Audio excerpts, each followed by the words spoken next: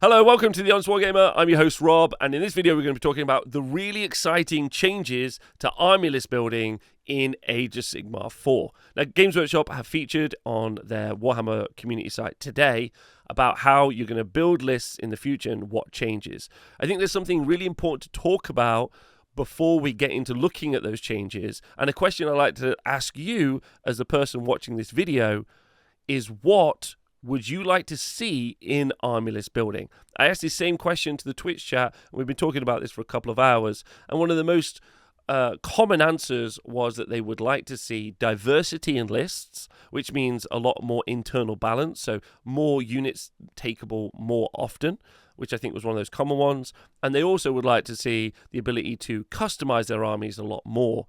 Those are the two things that I think became most common, with the exception of also army list building being easy. And that's a really difficult thing to ask of army list building. I would like it to be easy, but also I'd like to be able to have variety, and also I'd like to have granularity. A little bit challenging, I guess. See what Games Workshop are going to do for now. Okay. In the current edition, armies require at least one leader unit and a minimum of 3 battle line units. And then some of the units have battlefield roles, like behemoths and artillery, as an example. You can slot your units into various battalions that confer bonuses, such as battle regiment, which makes you a 1-drop, which I'll explain in a moment, which allows you to deploy up to 9 units all at once. As a player who finishes setting up first is rewarded with the option to take the first turn, you have a balance of low drops with list building flexibility. Now, this is the most important thing to take away straight away, in that list building in Age of Sigmar has always had kind of like a gun to its head. What happens in Age of Sigmar is whoever finishes deploying their army first, they get to choose who goes first. Now, this is actually a really big deal, because this then ties into the priority roll going into the second turn. What happens normally in Age of Sigmar 3 is people will try and take the lowest drops, and it's actually been true of all of Age of Sigmar 3 and also all of Age of Sigmar 2. And we have the stats you can go find on the Honest Wargamer website, which kind of reinforces. The Battle Reg battalion, which makes you have lower drops, has been the most popular battalion for the entire edition. And the reason is people want the choice to go first.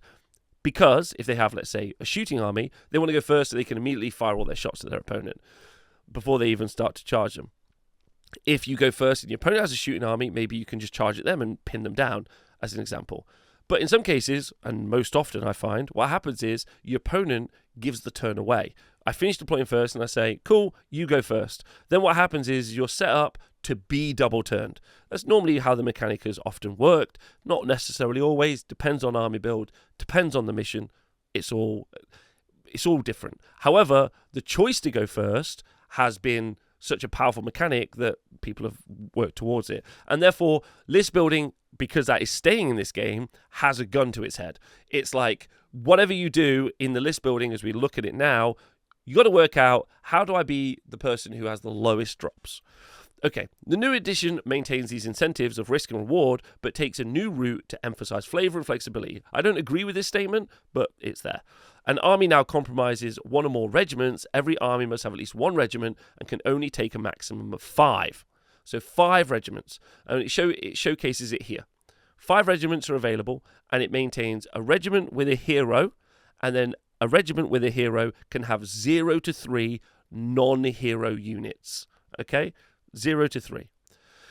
There's more to this. If your hero that's in a regiment is your general, then you can have 4 or 0 to 4 non-hero units. Okay? And there's even more than that, but we'll talk about that now. Each regiment is led by a single hero and include up to 3 units, or 4 if it's your general regiment. These regiments represent the retinues, warbands, and chosen warriors who will accompany a leader into battle. So every hero's list which units they can include in their regiment as part of their battle profile. So just to re-clarify that, every hero lists which units they can include in their regiment. And so units are locked to heroes. They give an example here. In the case of Lumineth Realm Lords, for instance, a Venari Bannerblade can include any Venari units in their regiment, while an Alarith Stone Mage can be accompanied by a signature Alarith units, along with some Wardens in theirs, who form the common core of many Lumineth forces. Okay, unique faction leaders, like Teclis, can often be accompanied by any units from their faction. Okay, we'll pause there for a moment. Now, this is a big deal, because this means that if you want to run, Alarith units, you're basically forced to take a Stone Mage. Obviously, the way Age of Sigmar works already, where they have like power pairs, a Stone Mage already buffs Alarith units like Stone Guard, so you normally take them together anyway, so it's not really that much of a loss. However, we don't know what this looks like for all of the different armies and units, and when you look at things like Teclis or any of the god models, Nagash as an example, or Archeon, the fact that they are going to be able to unlock multiple different units means that they're probably more likely to be chosen because they have more breadth in choice, because you can include them in your regiments. And what you want is the least regiments possible, because you want to be able to choose who goes first at the beginning of the game. Now, some people aren't going to stick with that, but generally that's what I think will happen. There's also an addition to this. In rare cases, some powerful heroes can even include other hero units in their regiment. For example, the Mighty Lord of Khorne, who can be accompanied into battle by gore-chosen heroes. So gore-chosen heroes can be included with a hero. And I think this will be pretty common in every army. There'll be some sort of hero that's going to unlock other heroes, so you can have multiple heroes. And it says later in the article, but I might as well tell you now, there is no restrictions.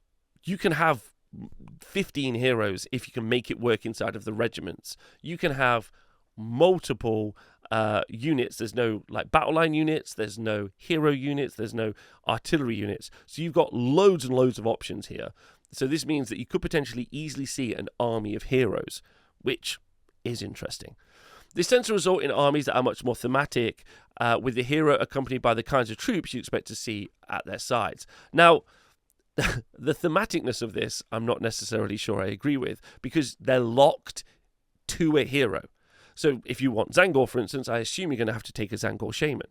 But you might not want a Zangor Shaman. The Zangor Shaman might not be very good. So instead, what you might do is you might take, like, say, Kairos Fateweaver, and he might be able to unlock any unit, and therefore you can put the Zangor in with him. But either way, if you want the Zangor to be in your army, then you're probably going to need to take either Shaman or, let's say, Kairos. And therefore, you're like, okay, I don't want either of those two heroes, so now what do I do? And they cover that. We'll cover that in a moment. They also go on to say that any units that are in a regiment can also be reinforced. So you've got three units in a normal regiment. They can be reinforced once each, but there's no more double reinforcing. There's no caps on reinforcements, which is where if you have a unit of 10 models, it becomes a unit of 20, but you can no longer go up to a unit of 30. So you can reinforce as many times as you like, but you can't have more than a single reinforcement. This is massive, because what are you going to do if you would like to have 30 Witch Elves? Normally you can only take 20. Will there be a hero that allows you to increase how much you reinforce by? It's going to be really interesting to see what we see there, to be honest. Every unit within a regiment deploys together in a single drop. So this is effectively every regiment is a solo drop, so therefore you're gearing towards having very low drop armies. You can reinforce most non-unique units with more than one model, and while there is no longer any limit on the number of units you can reinforce, you can no longer double reinforce units, like I said. Otherwise, all restrictions are gone. Therefore, I really suspect you're going to see really hero-heavy armies, or lots of war machines available, so you're going to have more breadth to some of these armies. Battlefield roles such as battle line, behemoths, or artillery are a thing of the past, explains product developer Ben. Once you've got a hero, your general has a ton of flexibility in how you can build your roster. If you want to build, well, as long as that hero has access to the units you want to take. If you want to build a list that's just a single hero or a swarm of doom wheels zooming around and causing havoc, we won't stop you. Now, everyone's going to be really excited about this. Battle line doom wheels, hordes of doom wheels is really exciting. Unfortunately, though, that's, I think, a little bit of a honey to bait the trap. We won't stop you, but it will have an impact on the game, because anything that isn't in a regiment has to be an auxiliary unit. Auxiliary units offer a way to pick additional units from your faction outside the confines of a regiment. There are no limits on how many auxiliary units you can take, but there's still a cost. Each auxiliary unit is deployed one at a time as a single drop, and the player with the fewest auxiliaries on their roster gets one extra command point at the start of the battle round. These are a crucial resource in the new edition and scarcer than before. In fact, before we cover this and auxiliaries, I'm just going to read the next bit. Command points are a scarce resource in this edition. There isn't a single war scroll or faction ability in the game that gives you additional points. I'd like to quote this with "so far." We'll see if that changes with battle tomes coming out. So we've tried to keep our army composition as open as possible to reflect the diverse array of forces found in the Mortal Realms, implementing soft incentives to push armies are thematic, maintain a healthy mix of units and heroes. So let's go back to this article and just kind of look at what this means. What this means is I'm going to need a hero that unlocks the units that I want to take, and they will fit inside of a regiment. Now, it's fair to say that in Age of Sigmar right now, normally you won't see more than like 10 or 11 units. So probably you can always get most of your army into, the General's Regiment and 2 other regiments. However, that's only if they're unlocked by that hero. So you may easily need more. And if they're not unlocked, you're going to need to make them an auxiliary unit. Now, this is a massive problem because each auxiliary unit counts as an additional drop. Therefore, on the right-hand side, you can see player 2 has got 2 regiments and 3 auxiliary units, but it's 5 drops. On the other side, it's 4 drops. So player 1 is already going to get to make the choice on who goes first. However, the command points feels like the savage bullying. And I feel like lists you're going to see in the future are going to be only regiment lists. Unless there's some real bonus for an auxiliary unit that you bring along, and maybe some units will be forced to be auxiliary units in the future. We don't know. That would be an interesting change. Like an Incarnate is an auxiliary unit. Like it's really strong, but it has this massive weakness. I expect to see people take no auxiliary units because you do not want to give your opponent any command points because, as they've said, it's an incredibly powerful mechanic and there's no other ways to generate them in. So just don't do that. So that is... They've said that it's broader list writing, but I really don't think that's true. I think that it's slightly more regimented, if I can use the pun, list writing. Although you will have more freedom because you won't have to pay tax. You won't need a battle line unit. You won't need to have all of those like smaller units in the game. Although, arguably, I don't think there should be rubbish units in a war game anyway. Okay. On top of your regiments, you'll also be picking your sub-faction. Now, this is a big deal. These are now called battle formations and have been refocused around the fighting style of an army rather than their specific background. So, as of yet, we're not sure if your battle formation is going to be what your regiment is. Like, this regiment has this battle formation and this regiment has this battle formation. The reason that we don't know if that's how it works right now or if battle formations are the kind of overarching rules that you'll see from sub-factions is because this means that you might have a future where we see different battle formations taken together. We already see this in Age of Sigmar now, where you've got regiments of renown that you can use in other armies. So, for instance, you could take Manfred's Regiment of Renown, and you can use it inside an Osiark Bone Reaper's army. That is effectively what we're talking about here. I would expect in the future we're going to see people or Games Workshop push for you to build regiments and then use those in other armies. That way you can kind of build and collect regiments versus build and collect armies, and then you can mix and match them. They haven't said this here, but that feels like something that they're pushing towards. That means that they can get you buying into lots of different armies. You know, if you've ever looked at a Sylvaneth army, you're like, yeah, I really want a Lariel and some Colonel Hunters, but I don't want everything else. Probably be something like a regiment you can take in the future and then mix and match, right? That's what I'm thinking it's going to be. They've also said this invites players to mix and match battle formation with their favourite colour scheme and any unique heroes that they like. Now, earlier on I said I didn't agree with one of the things that they said, and that's that they made armies more thematic. I'll argue that I think that the armies are less thematic now. I've always loved, and I will shout out Age of Sigmar as being this incredible thing, in that they've always put power, as in army rules, behind theme. If I want an army to be more thematic, I pick a sub-faction, and that sub-faction gets bonuses to the theme I'm trying to pick. For instance, Gore Grunters, when you take them in Ironjaws, you take them in the right sub-faction, they become battle line, and they become better because of it. I've always thought that that was an incredible strength of Age of Sigmar, one of the things I've loved so much, and I would love to see stay, because that way there's no army that's too good that isn't inherently thematic. Like, there's no argument between narrative and competitive in that sense, because the army works because of its rules, because of its theme. That's always been a brilliant thing in Age of Sigmar, which I've loved, and I would love to see that stay. Okay.